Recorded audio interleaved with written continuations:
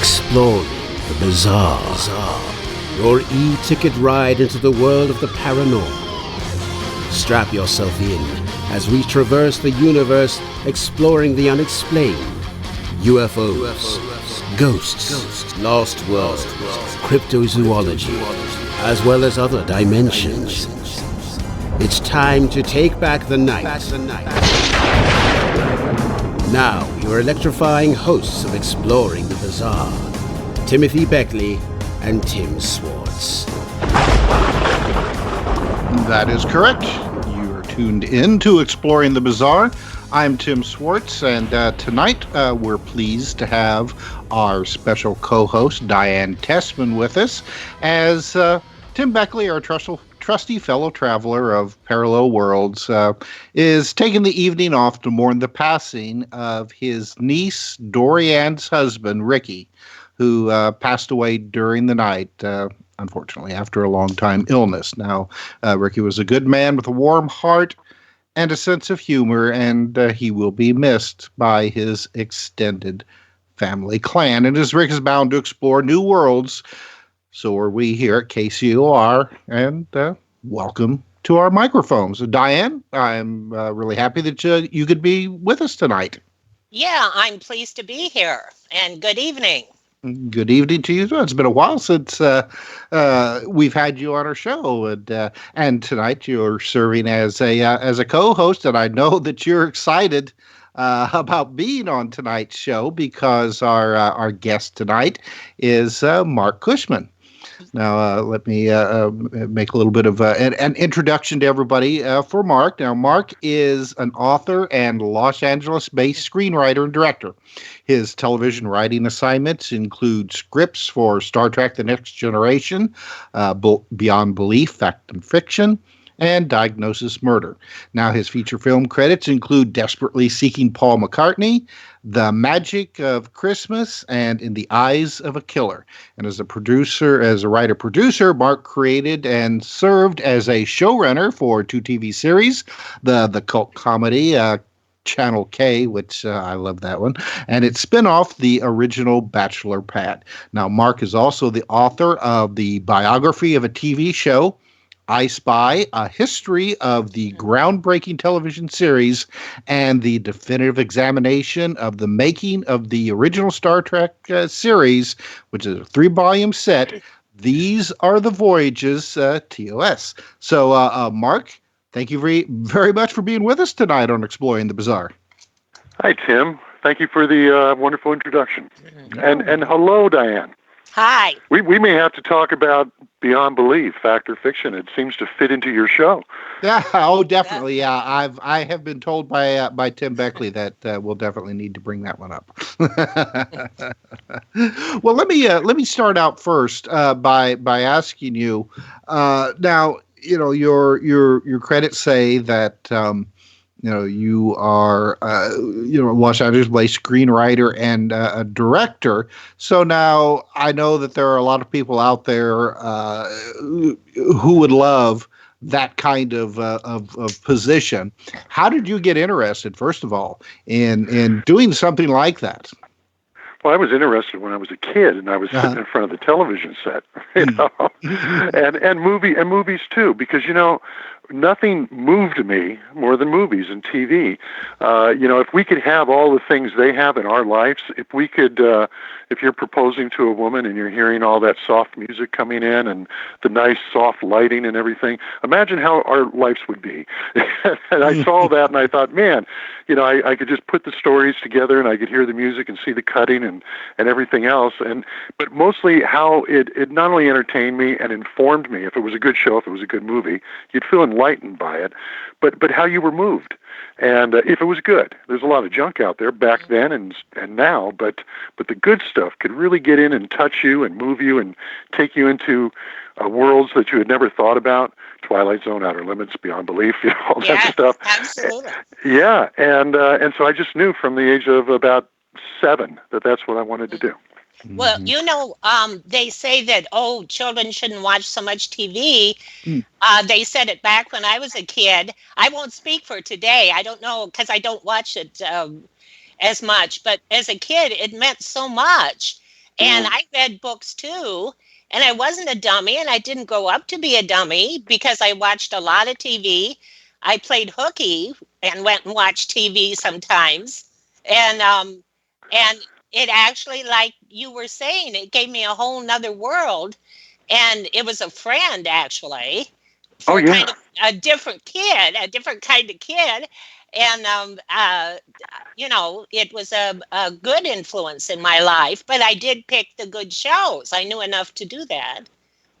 Yeah, and a lot of people don't.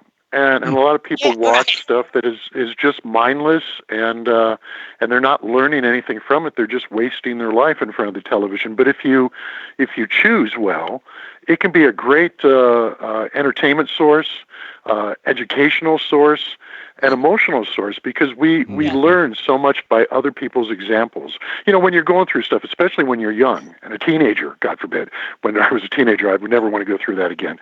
And you're going through this, it was so helpful if you could turn on TV and see somebody who was going through what you were going through, and realize that, hey, I'm not alone. There was a Star Trek episode, the first series, the first season of the first series, an episode called Charlie X with Charlie Robert X. Walker Jr. I was going to say that. Go ahead. Yeah, now I read your DC Fontana wrote that, and she's a friend of mine, and I told Dorothy over dinner one night, and I said, I was maybe 12 or 13 when I saw that thing, and I was going through my first crush. And my stomach was turning inside out, and I was feeling sick, and I couldn't go to any of my friends and say this because you feel embarrassed. You feel you're the only one who's ever felt this, And then I turned on that show, and here's Charlie Evans in love with Yeoman Rand, and he doesn't know what to do about it, and he goes and sees Captain Kirk, and he says, I don't know why I feel sick inside all the time. And he says, Charlie, what you're going through is what every man has gone through since the model came out, Yeah. And I heard that, and here I am, 12, 13 years old, and I'm hearing that, and it's a talk that my dad never had with me, and it just really consoled me. And I realized I wasn't alone, and man, that's what TV can do for you if you're choosing right.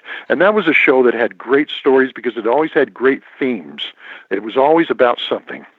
And Spock has the great line in Charlie X. He says, "We are in the hands of an adolescent."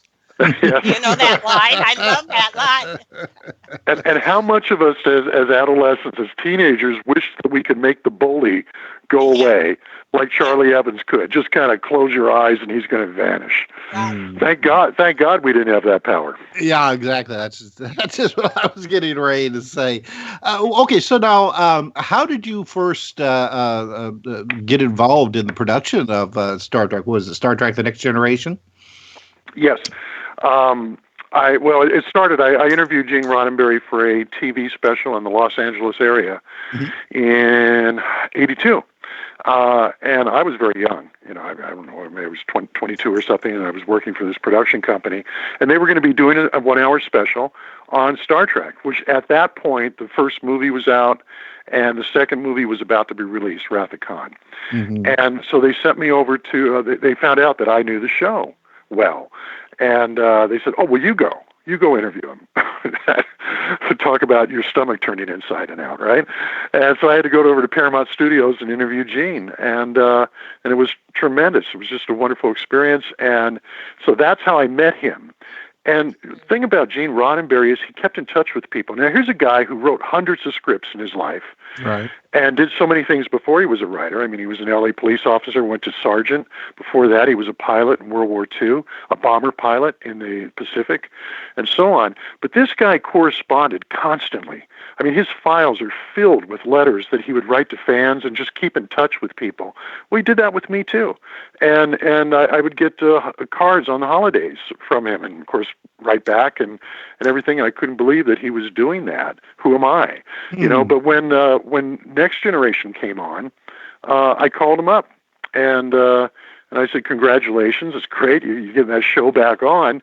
I've been watching it. I think it's really good. Could I come in and pitch a few stories? And he said, absolutely. Oh, he my had gosh. me come into, I mean, you think these things don't happen, but it's all about relationships. It is. And I'd known him for several years, and I'd never, from 82 to 87. Yeah, in those 5 years, I'd never asked a favor. I'd never done anything other than send him a nice card and wish him well and things like that. And so when I said that, he said, "Come on in." So I went into Paramount and I pitched several stories to him, and one of them was Sarek, and that was an episode they made during the third season. About a Vulcan going through senility. And so, he welcomed me in. And I told him I had read a book when I was young called The Making of Star Trek, which was written while the show was still being made. So it's not a definitive book on the whole show. It just kind of shows you how it got started and gives you an inside look, but it's a brilliant book. Stephen Whitfield wrote it, and it was the first book I ever saw that kind of took you into the world of what it is to make a TV show. And I asked Gene, I said, that was filled with memos. It was great showing how you came up with the concept. Did you guys keep that stuff for every episode? And he said, yeah. And they had like 45 boxes filled with memos and production records and everything else. And I said, well, Gene, I've got 5 books at home on Citizen Kane. and more people have seen any single episode of Star Trek. More people have seen The Way to Eden, which is not one of the better ones, than have seen Citizen Kane. So if Citizen Kane rates 5 books, and now there's probably 20 of them out, I said, I feel like every episode of Star Trek rates a book. And he said, write it. Well, we're not going to write 80 books, but I wrote 3 books, one for each season. And these books are like 600, 700 pages long. And each episode has a 20-page chapter with the memos and all the information. So you feel like you're there witnessing every episode being written and produced. Yeah, and it took years to do it. Oh, you've read them? Good, thank you. Oh, yeah, I got them. Okay. Go ahead. Well, he was so helpful. He said, I'll help you. I mean, not co-write them with you, but whatever you need. And he gave me all the scripts to the show. He gave me access to his memos and all the production records, which was just like a kid in a candy shop for me. And to go through all these memos, and they would be 20-page memos from Gene Kuhn. I don't think ever wrote a memo that was less than 20 pages on every draft of every script. He'd read a 10-page treatment and send the writer a 20-page memo. And some of these writers would write back and say, can't you call me with the notes? Do I have to read another 20-page memo? So it was fun reading this stuff and bringing it into the book in sections so you can get a sense of their personalities and what they went through. But Gene also then introduced me to Bob Justman, his co-producer. He introduced me to John D.F. Black, the associate producer, to Dorothy Fontana, the story editor. And then they started introducing me to people. And over the course of years, or about several years, I interviewed over 100 people. And went to tens of thousands of documents, and that's what you have in those 3 books. Well, I can certainly tell from going through these books. Like Diane, I've read all 3 of them, and unfortunately hadn't had the chance, until just recently to read the one about Gene Roddenberry. That just came out a few weeks ago. But I can certainly tell that you had just a tremendous amount of source material that you had to go through. Now, was there anything from this material that you looked at and just desperately wanted to include, but space just did not allow it? Oh God, yes, because every episode had hundreds of memos, and I put in the production reports. I don't put in the actual reports because they were 20 pages long, but I distill the information so what was shot where and when, and what went wrong and what went right. But for me, a lot of the fun was the actual memos, seeing the scripts being developed, because I'm a script writer, so that was fun. And do you agree that Roddenberry and Kuhn and Justman were great mentors to all these writers? I mean, the memos they would send would kind of give the writers such great direction on where to take the characters and what to do and what may be missing from the script. And it was like, man, they're giving you like a screenwriting course with that assignment for free. And it was just remarkable seeing that stuff. So, but yeah, there were lots of material that I couldn't put in there. My publisher was very gracious to let these be 3 big books, but they could have been 3 big book series if somebody wasn't cracking down on me.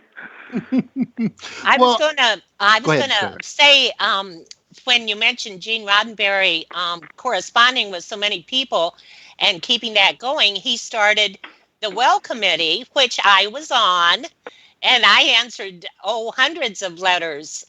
People would Oh, write, really? Yeah, I had my captain was Shirley I never know how to say her name, Uh-huh. Muskie, who wrote Mind Sifter for the New Voyages paperback book. Mm-hmm. So we had captains, and then we underlings. I assume my captain wrote letters too, but we answered, or that she answered letters too, but we answered tons of letters from fans that just wanted to know everything. I mean, every question under the sun. And that's kind of somehow connected to all of Gene Kuhn's memos and all Yeah. it was just a wellspring of, it was magic. Damn it. And you know, see, I'm a curious fellow, as you can tell by the books, because who but a curious fellow would go that deep, right? But I would watch these shows, and it was one series that I watched. There were many, but it was my favorite. I thought it was terrific writing on that show and great acting, and for its time, state of the art special effects and so forth. You'd see an episode like Arena, where Kirk fights the Gorn monster, and it's a great one. It's iconic. It's classic. Right. And the very next week, they filmed an episode called The Alternative Factor, which really is a mess. Yes, and you wonder now, how can the same people do brilliance and then the next week miss it? And more often than not, Star Trek hit brilliance, but there were some duds in there. Yep. And you wonder what happened. And that's what I would have to find out. I'd have to go in and find out what went wrong with this episode, because the talent's there. They've proven that time and time again. How come they're so off the mark with this one episode? And in that particular case, they had hired John Drew Barrymore to play Lazarus, good and bad, from the one universe and the alternate universe.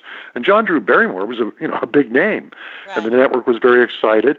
And they cast a woman to be in the show that the network didn't know, called Janice McLaughlin. Now, she sounds like a Scottish girl, right? No, she was a black stage actress out of New York. Mm-hmm. And there was a romance between them in the script. Lazarus seduces her to get the crystals. That's why she's in the episode in the first place. That's why you think, where's Scotty? Well, he couldn't seduce Scotty. Well, at least not in 1966, right? And so it was this woman, and the network had no issues with it. And then, you find out, it's going to be an interracial situation. And nobody was ready for that yet. And NBC was out there more than any of the other networks. They had been doing I Spy, which was the first show to put a white and black together. Tim mentioned I wrote a book on that one too. Yeah. And so it's not that they were prejudiced or anything along that line, but it's like, what will the viewing audience think? What will the Southern affiliates think? And so forth. So it was suggested that maybe this should come out of the script. Or there should be some recasting. Gene Kuhn didn't want to recast it for that reason, God bless him, so he gutted the script. He took the love story out, and that was really the thing that made that story work. And he did this the day before they started production. So John Drew Barrymore comes in, he's sitting in the makeup chair, he sees the revised pages, and it's like, I didn't agree to this story, and he walks. And William Shatner, they go to, we're supposed to start shooting, so they're juggling the schedule, which is going to make any house of cards fall down. And Shatner said, well, I know a buddy, Robert Brown. We did a pilot together a few years ago. He's a damn good actor. And I know he's not working today because it's his birthday, and they were having a party out in Malibu at his house. So and I got his number. So they called Brown, and he said, can you come out to Paramount? And he said, sure. And he left thinking he would only be leaving for a few hours, drive out there and talk to them and drive home. He walks out and he arrives, and Roddenberry puts his arm around his shoulder and says, well, here's the script. Let me walk you to makeup. And it's like, what? Well, you're playing this character who's from an alternate universe. And he says, a what? And the Enterprise comes along, the starship, and he says, the what? He hadn't even seen the show because this was first season. And so by changing the schedule around, by recasting at the last minute, by having the script compromised the way it was to please the network, everything started falling apart. And so that's one example of how things can go wrong on a show, and the other ones that didn't work out so good, usually it was for reasons like that, not specifically like that, but something that would happen that would start a domino effect. Mm-hmm. So for me, it's fun to go in and dig and find that these things and put it all together. It's like solving a mystery. Well, and plus people don't realize, what a madhouse it is trying to put out a weekly series. It's just a lot of rushing around and, sometimes one shot if you can get away with it. And then, we got to move on to the next one. And so, I could easily see how, like you said, one episode can just be absolutely golden. And then the next one just, falls through the rafters. But then on a sort of an opposite example, Shore Leave, I remember reading. I loved it. I loved it. But I remember reading in your book that Shatner and the director were kind of at odds, Ralph Sinesky. Yep. And it was low budget as usual. They were short of time. The schedule kind of fell apart. And they made an iconic episode. That was just, so that's sort of the opposite of alternative factor. Yeah, it was excellent. They shot that out at Africa, USA, which was near Vasquez Rocks. Matter of fact, they shot part of it over at Vasquez Rocks, too, the same place they did Arena. And that's a good hour and a half from the studio out in the desert. And Africa, USA was a place where they later did Daktari, and they had all these animals there, and they had tropical plants, and they had a little pond that looked like a lake. So it was a great location for them. But there was no fax machines back then. There was no internet. There was no cell phones. And Gene had gone on vacation the week before. And NBC had asked them to do a rewrite on the script because they felt it was too fantasy-oriented for this show, and they didn't want it to be that far out. And they really had a problem with the White Rabbit looking at his watch and saying, "Oh, my paws, I'm late." And so he took that out. He did a rewrite. And he comes back from his trip the day they start filming, and he goes into his office and sits down, and there's his rewrite sitting on the desk. He had forgotten to send it over to Gene Coon. So they're out there shooting the script that NBC had insisted had to be changed. So he drove out to Africa, USA. Took him a couple hours. He gets out there, and they said that there was a cloud of dust as his car's racing in, and he sat under a tree because they had already filmed that scene and a bunch of other stuff. So he had to do additional rewriting to try to explain the fantasy elements a little better to NBC's liking. And so that thing really kind of hit a bunch of bumps, but it turned out beautifully. And that's the one, if you watch that episode, and again, this is how I love to investigate. I always wondered, why does that tiger have a collar and a chain around its neck? If you remember the shot of the tiger, it's wearing a collar and a chain. And I thought, that doesn't make any sense. They're frightened of it and they run away, but it's got a collar and a chain on. How come? Well, Diane, from reading it, it got loose, and it went after Shatner. And he had to climb up on top of a grip truck to keep from getting killed by this thing. So when it came time to shoot it, nobody was going to take the chain off. There's one shot. Diane, I'm going to have to interrupt you here because we have to go to our bottom of the hour break. So contain that thought. When we come back, you can continue that on Exploring the Bizarre. So stay tuned with Marc Cushman.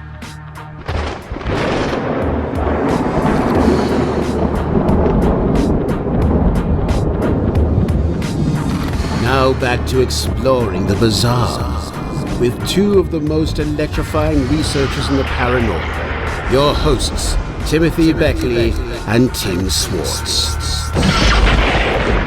Welcome back to Exploring the Bizarre. I'm Tim Swartz.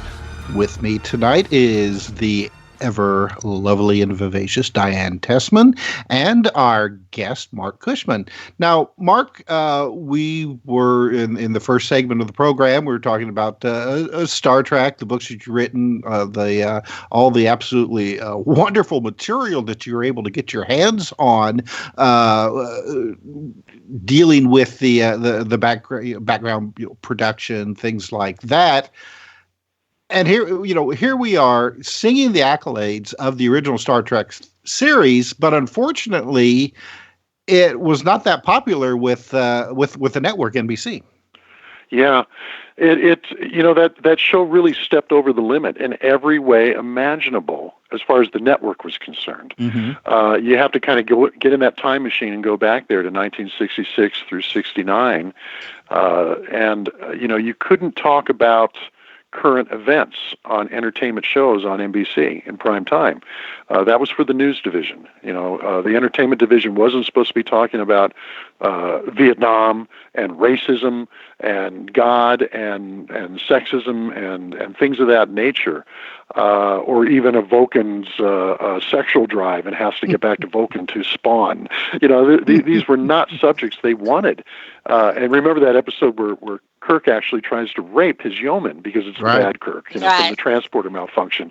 NBC blew a gasket over that thing. I mean, there's memos in the book there where they're saying, now this isn't really going to be play this way, is it? And Roddenberry writes, oh no, he's just getting a little forward.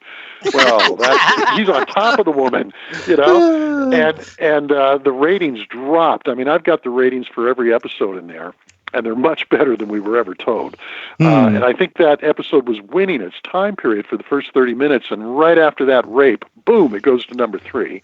Wow. And Stan Robertson of NBC writes back and says, we will not be rerunning this episode. Don't ever do that to us again, and so on. So they were always butting heads. And remember also, this was America's first look at the miniskirt, the ultra miniskirt, no less. Right. So the mini made its debut in about 6 months earlier in England, but it hadn't gotten over to America yet. And you had those short skirts.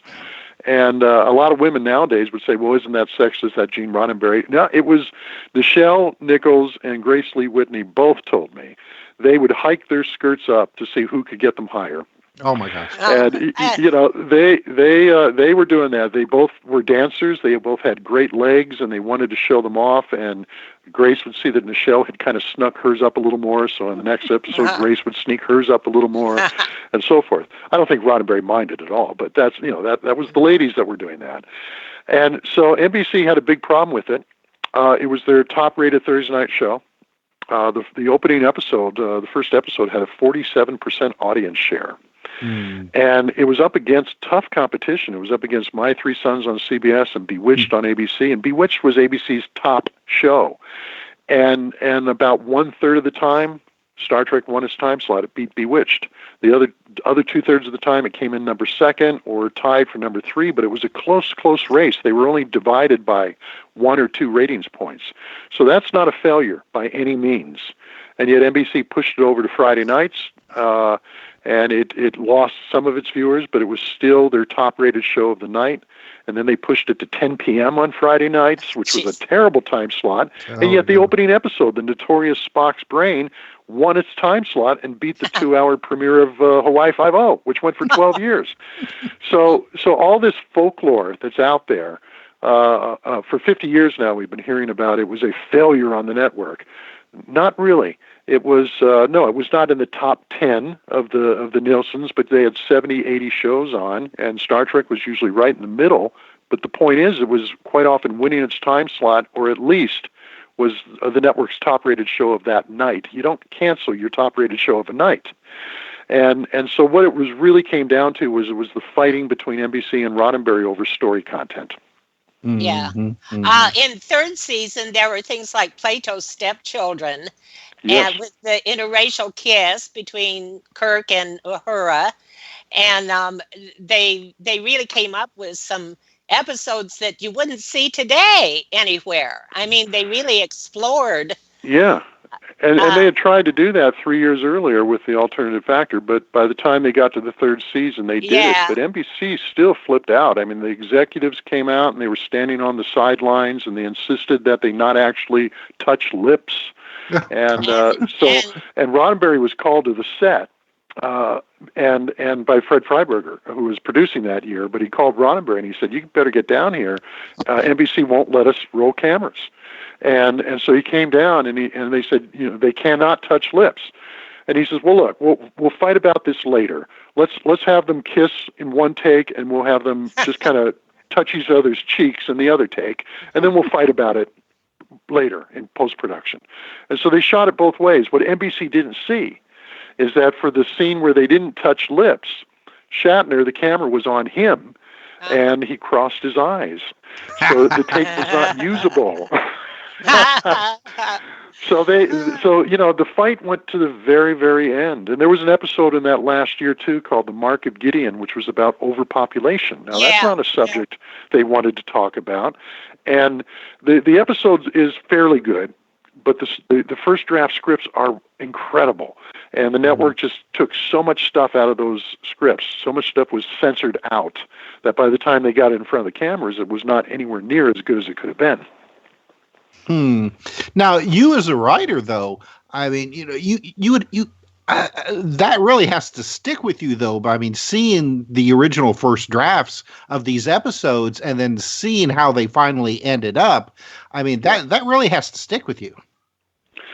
It does, and I wish I could say that they were rewritten to be better. A lot of them were, because you had Dorothy Fontana rewriting scripts and Gene Coon, and they were so good.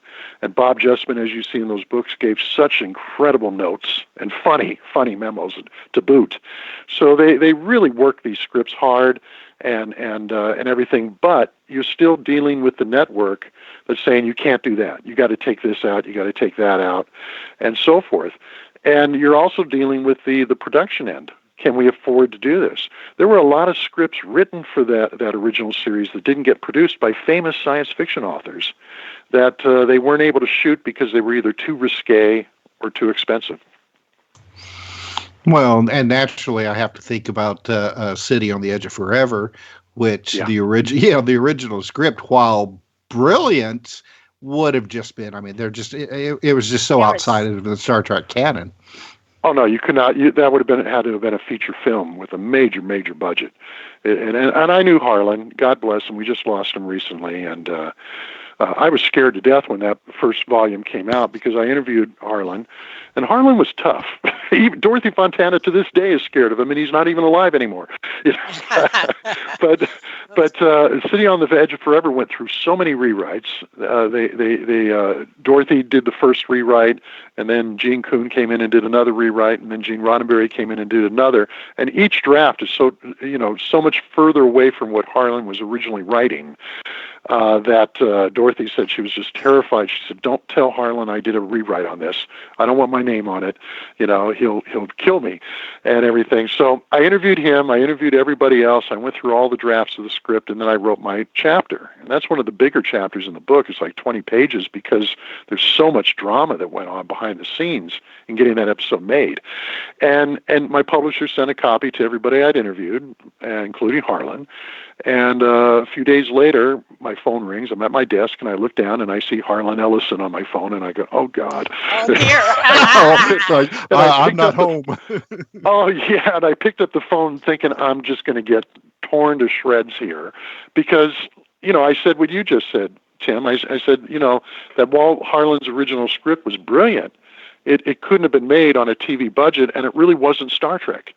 And what they ended up doing is they made a classic episode that is brilliant in every way possible.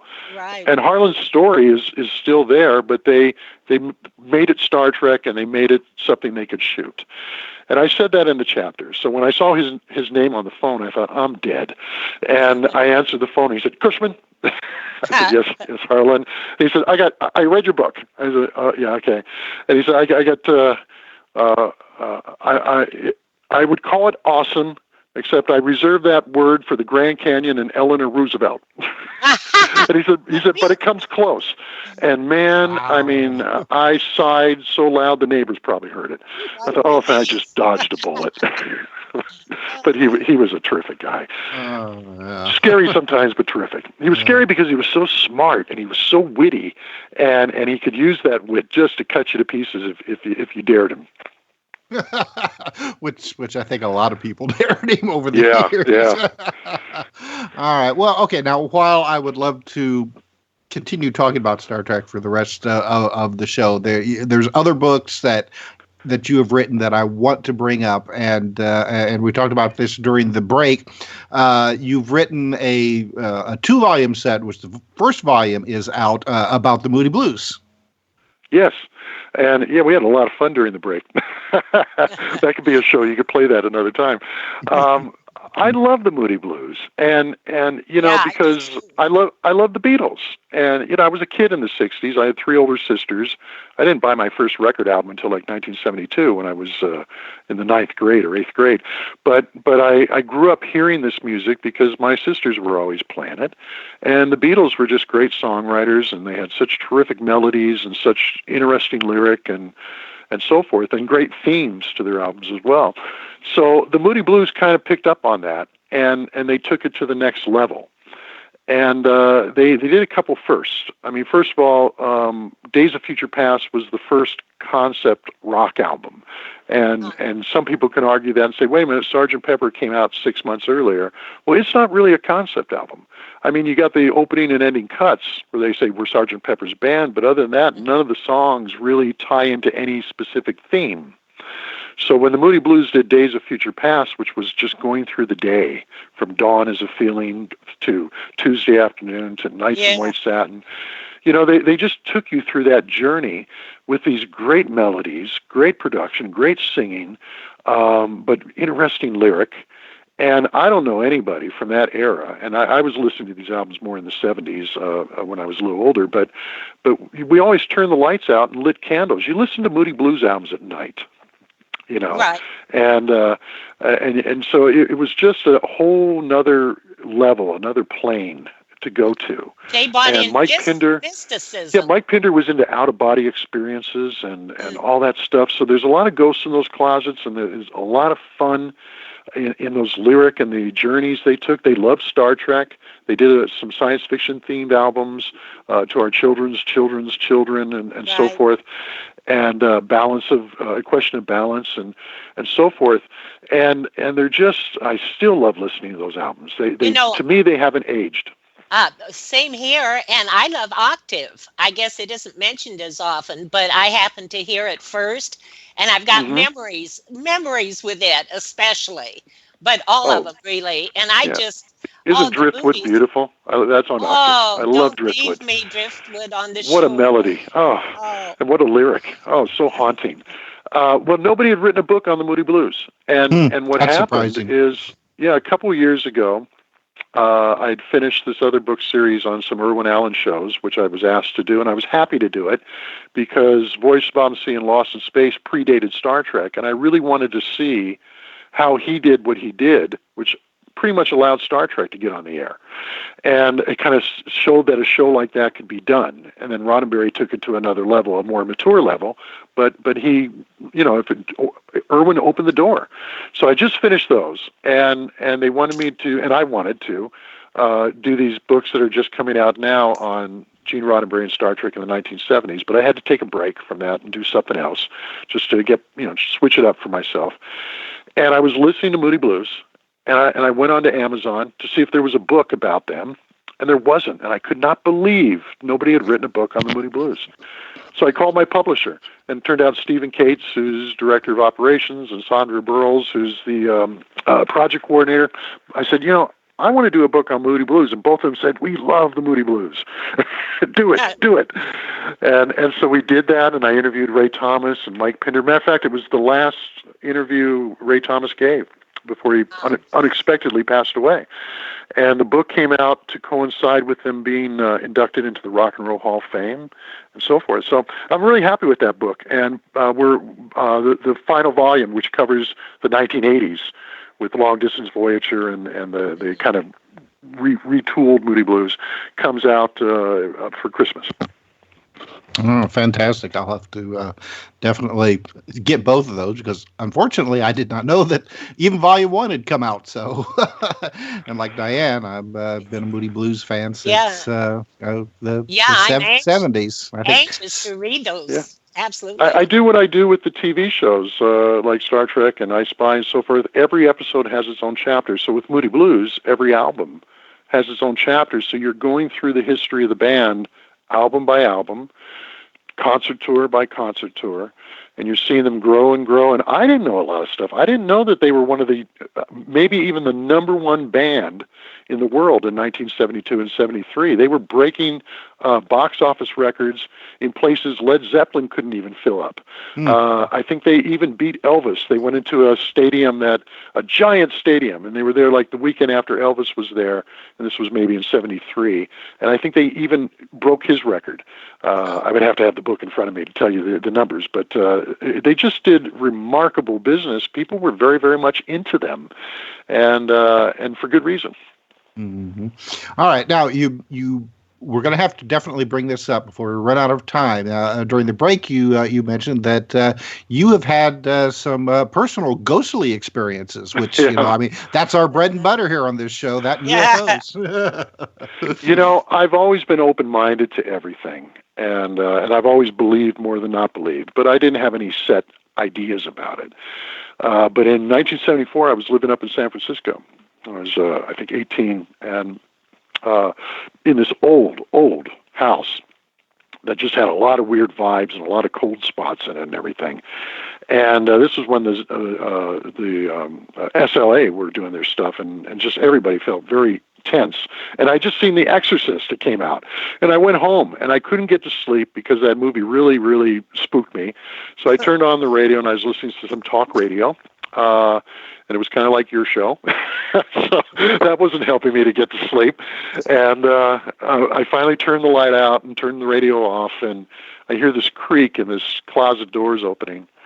And I turned and looked at it and stared at it for probably 10 minutes, and it didn't move an inch. And I fell asleep, and I hear creaking, and I open it, and it's opened another foot. And this went on and on. And then the next night it happens, and I would close the door and make sure that the handle was turned so it could not open unless you turn the handle. And sure enough, it starts opening during the night. And so I piled stuff up against that door. And this was my parents' house. And then I moved out, and one of my sisters took that room over, and she saw all the stuff I had piled up there, and she said, "You're crazy." I said, "Well, you'll see."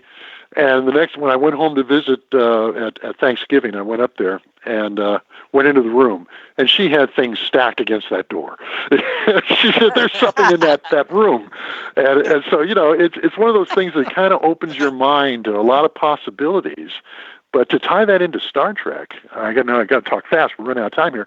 To tie it into Star Trek, when I was writing this book, Gene got me started, but he passed away.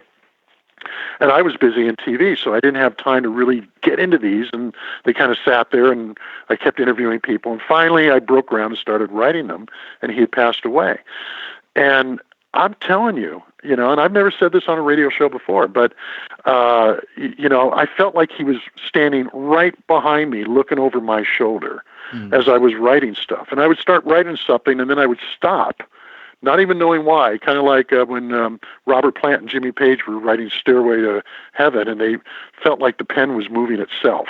I would kind of pull back, and suddenly this other stuff would come into my head, and I'd go, "No, I think I have this wrong." And it was like something was guiding me.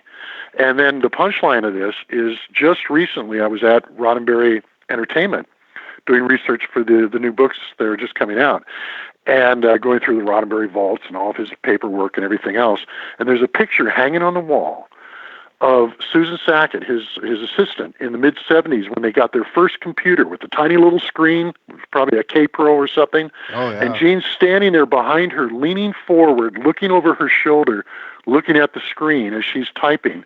And I saw that thing, and it just went, "My God, that's what he was doing to me." And I know it in my heart. I know he was standing behind me. I have no problem because he was the one who said, he said, "Take these memos and do the book." And Bob Justman said that too, which is why at the top of the book, my publisher put that thing on there, the story of Gene Roddenberry and Robert H. Justman wanted you to know, because they said these memos need to be out there. We want people to see what we went through and how much we cared. And so I'm putting those memos in and trying, like Tim, you said, there must have been stuff you left off. Of course, but, I'm trying to decide what to put in, what not. And that's when I would get that feel where my ears would kind of tickle a little bit. And I felt like somebody was right over my shoulder saying, "No, don't put in that part, put in this part." Very interesting experience. Oh, I have had experiences connected to Star Trek that are paranormal. I really have. I won't go into it right now, but I believe you. You know, Well, okay, a mind like Gene Roddenberry doesn't stop. The body may stop, but the mind doesn't. Right. That's all I got to say about it. No, I agree with that. And I mean, you see the evidence of that, considering how Star Trek is still significant today. I mean, there are new shows, and people like us still talking about it. I'm always saying that I think the inspiration of it might have been a stream of consciousness from the future, not in detail like the Council of Nine stuff, but just some kind of powerful, because the future exists now, according to all the physicists. So anyway, won't go into it, but I cover the Council of Nine in volume 2 of this 2-book set. The first volume just came out, Gene Roddenberry in the 1970s in Star Trek, and very interesting stuff there. I didn't know very much about it at all. And I found stuff in the Roddenberry vault that I believe are transcripts of him talking to a channeler. And so I've included some of it in the book, and I'll probably hear from somebody saying that's not real. Somebody made that up, but it's in his files, Yeah. And it's interesting. It's real. Yeah, it definitely happened. Yeah. All right. Well, we're almost out of time here, so why don't you let our audience know where they can find your books and and your online presence? Well, they can find them at your house and at Diane's house. There you go. Right? Of course, everything's at Amazon and Barnes & Noble, but the best place is to go to the publisher, because you can get those autographed, and if you want inscribed, you can type in what you want me to write, and all those get signed and inscribed before they're sent out to you. And that's jacobsbrownmediagroup.com. That's hard to remember. So you can just go to thesearethevoyagesbooks.com, and it'll take you to their website as well. All right. And anything in that you're working on now that you can give us a hint of what to look out for? How much time do I have? 30 seconds? Yeah, about 30 seconds. Well, the volume 1 of the 1970s books just came out. Volume 2 will be out at the end of the summer. That covers the animated series. It covers the first motion picture, the aborted Phase 2, the Council of Nine, his TV pilots, all that stuff, and the fight to bring Star Trek back. And the other thing we just came out that we're really excited about is my publisher's done an audio book, which is really an audio play of my first volume, season 1 of the original series. It's got 100 people in it, including DC Fontana reading her own memos. Rod Roddenberry's in there. Chris Doohan comes in and does the quotes for his dad. Adam Nimoy comes in and does the quotes for his dad, and on and on. And Vic Mignogna, Captain Kirk of Star Trek, continues. We're going to have to end it here. So unfortunately, Mark, Diane, thank you very much for being with us tonight. Fun. Thank you. Yeah, been a great time.